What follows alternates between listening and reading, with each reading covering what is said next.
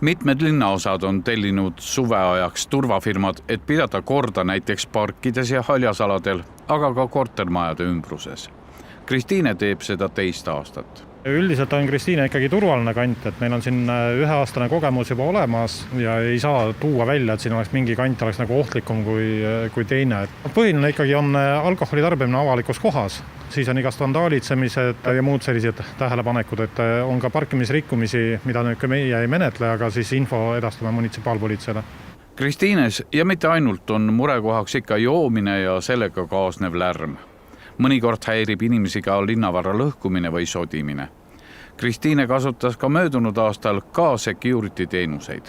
Kuigi meil on väga hea koostöö riigi politseiga, siis fakt on ka see, et politseiametnik ei saa olla väljas nendes kohtades 24 tundi, 7 päeva nädalas. Eelmise aasta kogemus oli väga hea, turvalisus paranes, kaebused vähenesid. Aja jooksul oleme kaardistanud ära üle 20 sellise koha Kristiines, mis on probleemsed ja täna kaasatud turvafirma hakkabki igapäevaselt, mitu korda päevas neid kohti läbi käima. Leping turvafirmaga kehtib soojemal ajal ehk just siis, kui inimesed on aktiivsemalt õues.